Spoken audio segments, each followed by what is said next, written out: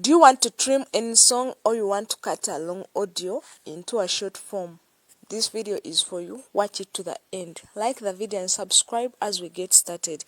Now you're going to get this app right here. It's called Music Editor. You're going to get this app from the Play Store. It's called Music Editor. You don't need much data to install it. After getting the app, open it.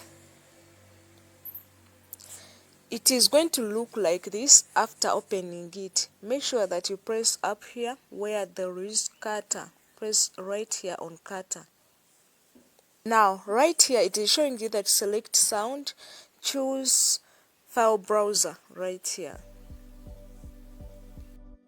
Now go ahead and choose that file you would like to trim. Any audio you would like to trim, go ahead and choose it. After choosing it, immediately it is going to start loading. It is going to start loading just like that. After uploading your file, it is going to look like this. Now we have two sliders, the one up and the one below. Make sure that you know where you want your audio to start from and where you want your audio to end from.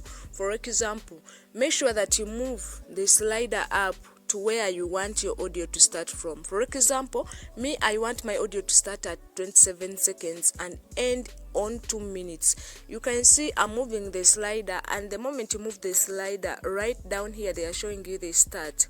So make sure that I'm moving it to 27 seconds, exactly like that. Now let's go to end. Another slider below right here, it moves the audio to where you want it to end from. The one up, I told you, it moves the audio to where you want it to start from.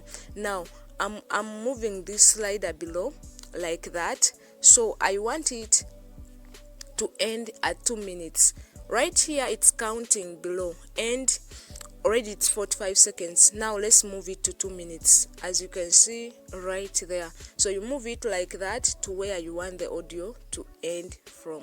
Now it's right here, I'm moving it to 2 minutes, just like that.